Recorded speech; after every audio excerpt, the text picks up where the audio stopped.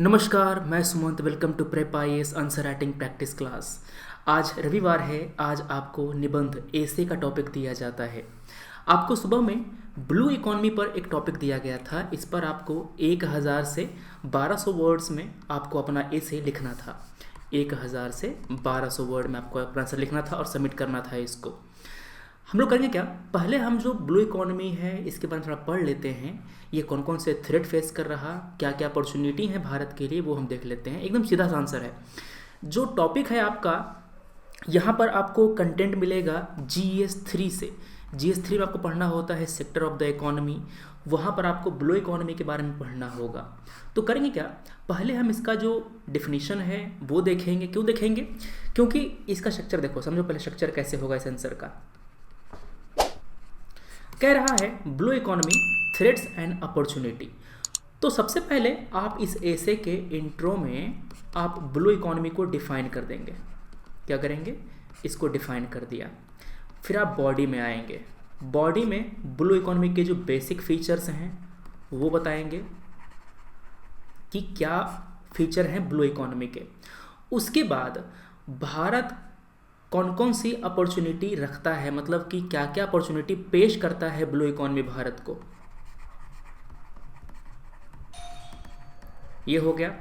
उसको बताएंगे आप कि क्या क्या थ्रेट्स ब्लू इकोनॉमी फेस, मतलब और ये जो इकोनॉमी है वो कौन कौन से थ्रेट फेस करता है।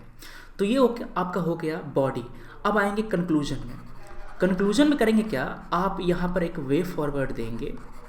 वे फॉरवर्ड में आप जो सॉल्यूशंस हैं ना वो बताएंगे कि कैसे इन थ्रेट को सॉल्व किया जा सकता है और भारत को as a blue economy develop किया जा सकता है। तो पहले हम देखते हैं अपना इंट्रो क्या लिखेंगे। ब्लू इकोनॉमी का मतलब ये होता है कि जो ओशियन के रिसोर्स हैं उसको सस्टेनेबली यूज़ किया जाए।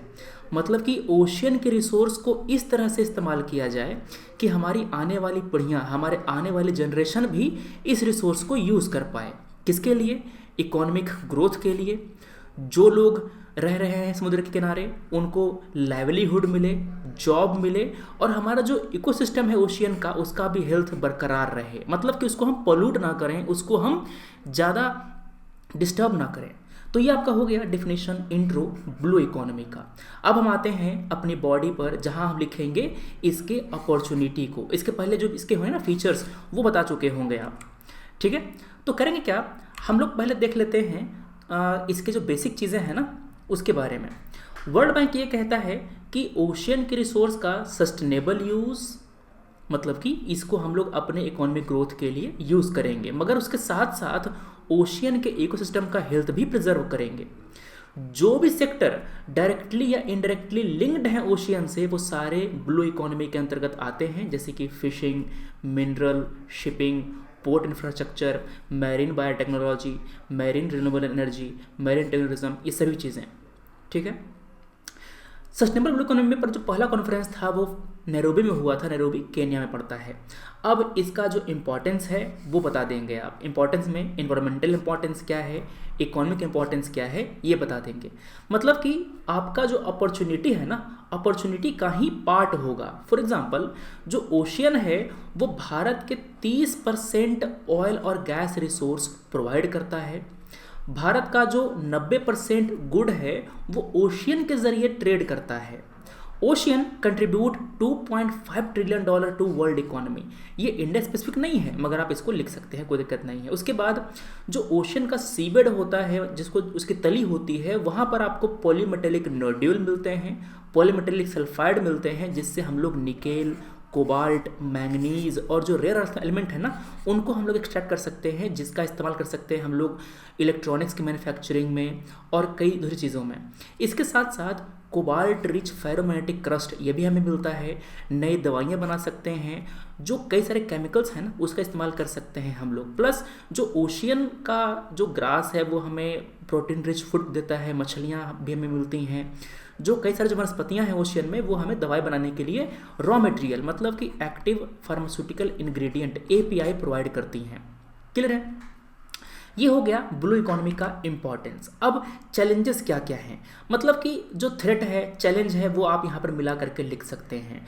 सबसे पहला चैलेंज ये है कि जैसे ही हम ब्लू इकोनॉमिक रिसोर्स को इस्तेमाल करते हैं तो उसका डिस्ट्रक्शन शुरू हो जाता है। मैरीन और कोस्टल हैबिटेट का, लैंडस्केप का डिस्ट्रक्शन हो जाता है, क्योंकि हम लोग वहाँ पर माइनिंग करने लगते हैं, कोस्टल एरिया में डेवलपमेंट करने लगते हैं। FAO के मुताबिक 57% जो फिश स्टॉक हैं वो फुल्ली एक्सप्लॉइटेड हैं और अगला 30% जो है ना वो ओवर एक्सप्लॉइटेड है, मतलब कि 57 और 30 87, 87% की हालत ठीक नहीं है। बाकी जो 13% है वो हमको बचाना है। अब marine pollution, dead zone create हो जाता है, प्लास्टिक पोल्यूशन देखने को मिलता है। कई बार जो ओशियन गायर होता है ना, जहाँ पर पानी घूमता रहता है, वहाँ पर प्लास्टिक जा करके जमा हो जाता है और ये बहुत ही खतरनाक एक जोन बनाता है पॉल्यूटेड। डीप सी माइनिंग हमारे ओशियन के सरफेस को डिस्टेबलाइज करती हैं, इसी कारण से वहाँ पर डीप सी अर्थक्वेक आता है। सी लेवल का राइज होना, सी टेम्परेचर में का बढ़ना, एसिडिटी का बढ़ना। किसका एसिडिटी? मतलब जो हमारा ओशन वाटर है ना उसका काफ़ी कम मात्रा में बढ़ता है, मगर वही काफ़ी ज़्यादा हमारे लिए हार्मफुल हो जाता है। इसके साथ साथ जो पायरेसी है, टेररिज्म है, ये दोनों चीज़ें हमारे ब्लू इकोनॉमी के लिए खतरा पैदा करती है। ब्लू इकोनॉमी के जो रिसोर्स है उसको हम यूटिलाइज नहीं कर पाते इफेक्टिवली, क्योंकि पायरेसी के कारण उसकी चोरी हो जाती है, टेररिज्म के कारण उसको उसकी सिक्योरिटी पर खतरा होता है। फिर आते हैं नेचुरल डिजास्टर जैसे कि सुनामी, साइक्लोन, हरिकेन, टाइफून। ये साइक्लोन ही होती, सुनामी ही होती है एक्चुअली, बस उसका नाम अलग अलग है अलग अलग एरिया में, समझ रहे हो।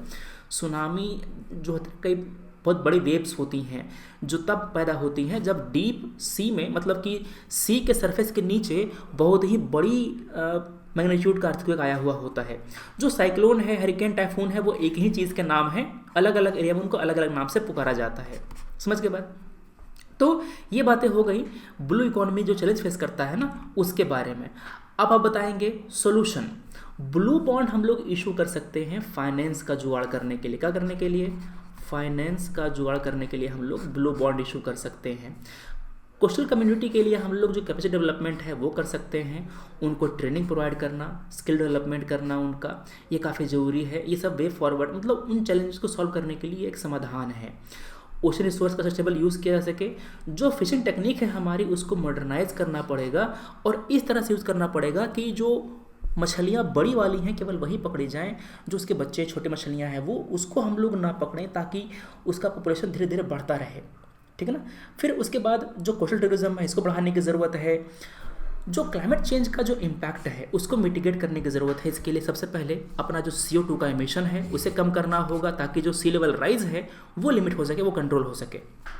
अब UNCLOS का जो इफेक्टिव इम्प्लीमेंटेशन है वो करना पड़ेगा, ताकि अलग अलग कंट्री के जो होता है ना डिस्प्यूट, उसको सॉल्व किया जा सके।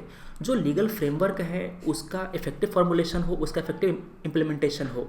कई सारे कंट्री जैसे कि चाइना है वो इंटरनेशनल लॉ को दरकिनार करते हैं, उसको मतलब कि इग्नोर करते हैं इस एरिया में। तो एक जो बॉडी है हमारा UN, वो उसको इंश्योर करना चाहिए कि छोटे बड़े सभी कंट्रीज़ इन यूनिवर्सल लॉ को फॉलो करें, उसको इम्प्लीमेंट करें। ठीक है। तो ये हो गया बेसिक कंटेंट आपके इस ब्लू इकोनॉमी का। इंपॉर्टेंस, अपॉर्चुनिटी ये आपने देख लिया। अच्छा, ये मैंने डाटा वगैरह सब दिया है आपको, जो डाटा है ना हाईलाइटेड, बस वही याद रखना है आपको। ज़्यादा नहीं कि 25% extra CO2 from fossil fuel, ये सब ज़्यादा जरूरत नहीं है। जितना हो पाए उतना याद रखिए, कोई दिक्कत नहीं है। इसके साथ साथ अगर आपको कंटेंट और चाहिए तो उसको और यूज़ कर सकते हैं। पोटेंशियल क्या है भारत का ब्लू इकोनॉमी डेवलप करने में, ये मेन चीज़ है। भारत को हम बनाना तो चाहते तो हैं ब्लू इकोनॉमी, मगर क्या भारत उस लायक है कि बन पाए? हाँ जी, बिल्कुल है। भारत के पास 7500 किलोमीटर लंबा कोस्ट लाइन है। हमारे पास 14,500 किलोमीटर लंबा पोटेंशियली नेविगेबल वाटरवे, जिसको डेवलप कर सकते हैं हम लोग। इसके साथ साथ 2.02 मिलियन स्क्वायर किलोमीटर का एक इकोनॉमिक जोन हमारे पास है। और इसके साथ साथ ये जो ब्लू इकोनॉमी है ना, ये डेवलप हो रहा है as a sunrise sector. Clear बात है। अब भारत ने अपने आप को ब्लू इकोनॉमी के तौर पर डेवलप करने के लिए कई सारे जो इनिशिएटिव्स हैं वो भी लॉन्च किए हैं, जिसमें से एक है सागर प्रोग्राम। सागर प्रोग्राम के जरिए हम करेंगे क्या कि जो इंडियन ओशन रीजन है उसको प्रायोरिटी देंगे, वहाँ पर पीस, स्टेबिलिटी, प्रॉस्पेरिटी इंश्योर करने के लिए, और जो डेवलपमेंट है ना वो करने के लिए। मतलब कि इंडियन ओशन रीजन में सबके लिए सिक्योरिटी इंश्योर हो और ग्रोथ इंश्योर हो, ये हमारा पर्पस है सागर प्रोग्राम का। इसके साथ साथ सागरमाला प्रोजेक्ट, इसको हमने लॉन्च किया है। कोस्टल इकोनॉमिक जोन को हमने डेवलप किया है। जो हमारे रिसोर्स है ना, इसको एक्सप्लॉइट करने के लिए हमने डीप ओशन मिशन, ये इसको भी हमने लॉन्च किया है। क्लियर है। भारत अपने आप को as a net security provider के रूप में प्रोजेक्ट करता है, मतलब कि जो छोटी छोटी कंट्रीज़ हैं ना हमारे इंडियन ओशियन में, उसको सिक्योरिटी प्रोवाइड करता है हमारे इंडियन नेवी के जरिए, जैसे कि मालदीव है, श्रीलंका है, मॉरिशस हैं, इन सब कंट्री को। यहाँ तक कि जो ऑस्ट्रेलिया तक का जो रीजन है ना, वो भी हम चाहते हैं कि हमारे सिक्योरिटी में आए। ये हमारा एक एस्पिरेशन है, हमारा एक जो कोशिश है वो ये है। क्लियर बात है। सागरमाला बोलता है कि हम लोग पोर्ट लेड जो डेवलपमेंट है ना वो करेंगे, मतलब कि हमारे पोर्ट वाले जो एरियाज़ हैं उनको डेवलप करेंगे, अपने पोर्ट का जो हैंडलिंग कैपेसिटी है ना उसको और बढ़ाएंगे, ताकि हम लोग ओशियन को और अच्छे से यूटिलाइज़ कर पाएँ ट्रेड के लिए, डेवलपमेंट के लिए और दूसरी चीज़ों के लिए। समझ गए। तो ये बातें हो गई हमारे जो ब्लू इकोनॉमी है उसके बारे में। एक काम और कर सकते थे, अपने इंट्रो में ब्लू इकोनॉमी को डेवलप, जैसे उसको डिफाइन करने की जगह पर आप कंटेक्स्ट बता सकते थे कि हमने सवाल आखिर पूछा क्यों है ब्लू इकोनॉमी के बारे में। मोटा मोटी आप जो करेंट इवेंट है ना वो बता सकते थे कि कहाँ कहाँ पर ब्लू इकोनॉमी न्यूज़ में रहा है। क्लियर है। तो ये चीज़ें हो गई। ये जो कंटेंट है, ये जो PDF आपको मिल जाएगा। अब देखते हैं आपके हम एक आंसर को कि किस तरह का जो आंसर है वो आपने लिखा है। चलिए अब आपके आंसर्स को एक बार रिव्यू कर लिया जाए। पहले देखते हैं मिस्टीरियस का आंसर। आपने पहले जो कॉन्सेप्ट है ब्लू इकोनॉमी का उसके बारे में डिस्कस किया है। The concept blue economy is comparatively new, introduced by Günter Paul in 2010 in his book the blue economy 10 year 100 inventions 100 million jobs. Blue economy means आपने पहले कंटेक्स्ट दे दिया कि हाँ कहाँ पर ब्लू इकोनॉमी का जन्म हुआ, उसके बाद आपने ब्लू इकोनॉमी डिफाइन कर दिया। इसका मतलब होता है sustainable use of ocean resource for economic growth, improve livelihood and job and ocean ecosystem health. ठीक है। It advocates greening of ocean development strategies for higher productivity and conservation of ocean health. अब आपने इसका जो feature है बताया है, it mainly encompasses activities like renewable energy. ये यहाँ पर तुमने कैपिटल क्यों यूज़ किया, स्मॉल सब यूज़ करना चाहिए। इफ़ आप फीचर भी यहाँ पर तुम्हारे कैपिटल में है, थोड़ा ध्यान देना सब चीज़ों पर। कंटेंट तो इंपॉर्टेंट है ही होता है। देखो आप जब अपना आंसर लिखते हैं ना तो आपकी लैंग्वेज ऐसी होनी चाहिए जैसे एक गवर्नमेंट ऑफिशियल की होती है, मतलब कि ग्रामेटिकली करेक्ट होना चाहिए और उसमें कोई एरर वगैरह नहीं होना चाहिए। क्योंकि आप जब जाएंगे सर्विस में तो वहाँ पर आपका जो अच्छा खासा समय है वो फाइल मेंटेनेंस में जाएगा, वहाँ पर जो आप ऑफिसर बनेंगे तो। फिर आपने यहाँ पर आगे जो कंटेंट है वो बढ़ाया है। आप में एक चीज़ ये है कि हेडिंग आपने कहीं भी यूज़ नहीं किया है, प्लस आपने काफ़ी कम वर्ड में अपना आंसर लिखा है।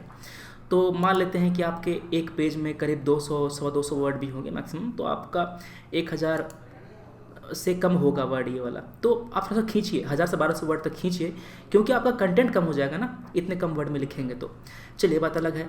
प्लस थोड़ा सा जो आपका प्रेजेंटेशन है उसे इम्प्रूव करना पड़ेगा। यहाँ पे देखो सवाल में सीधा दिया हुआ है थ्रेट और अपॉर्चुनिटी, तो आपके आंसर में, आपके ऐसे में मुझे जो थ्रेट है, अपॉर्चुनिटी है वो दिखना चाहिए हेडिंग के रूप में। तो इसको इम्प्रूव करने की कोशिश कीजिए अपने स्ट्रक्चर को। अगला आंसर है रानी का, उसको देखते हैं। रानी की समस्या है आंसर में कि इन्होंने अपना आंसर पूरा जीएस की तरह लिख दिया है। अपना ऐसे जीएस की तरह नहीं लिखना है। हाँ आपने हेडिंग दिया है ठीक है, मगर पॉइंट फॉर्मेट में नहीं। इसी कंटेंट को आपको सेंटेंस में, फुल सेंटेंस को यूज़ करना है और लिंकेज पर ध्यान देना है, मतलब कि एक जो फ्लो है वो मेंटेन। देखो पॉइंट फॉर्मेट की सबसे बड़ी एडवांटेज ये है कि आप पढ़ पाते हैं आसानी से, आप कम वर्ड में ज़्यादा कंटेंट लिख पाते हैं, मगर इसमें फ्लो टूटता है। पॉइंट फॉर्मेट में आंसर लिखने से फ्लो टूटता है। तो ऐसे में हमको फ्लो चाहिए होता है, तो हम क्यों लिखेंगे पॉइंट फॉर्मेट में? वहाँ पर हम लोग सेंटेंस में लिखेंगे, क्योंकि पूरा एक आर्टिकल की तरह आपको अपना आंसर लिखना होगा।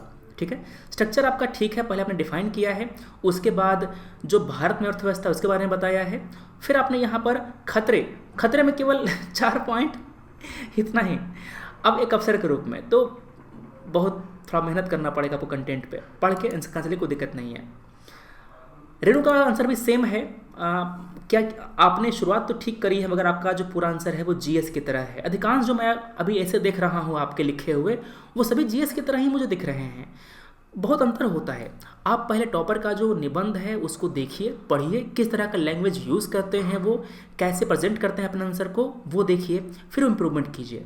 हम लोग हर संडे को आपको ऐसे का टॉपिक दिया करेंगे, चाहे सैटरडे को शाम को टॉपिक दे दे, चाहे संडे को मॉर्निंग में दे दे, मगर तैयार रहिएगा, हर संडे को एक ऐसे आपको दिया जाएगा, लगातार कभी भी छोड़ेंगे नहीं। ठीक है, तो इंप्रूवमेंट करते रहेंगे, कोई दिक्कत की बात नहीं है, करते करते ही, लिखते लिखते ही इंप्रूवमेंट होगा। हम मिलते हैं अपने अगले वीडियो में। Thanks for watching, take care, जय हिंद।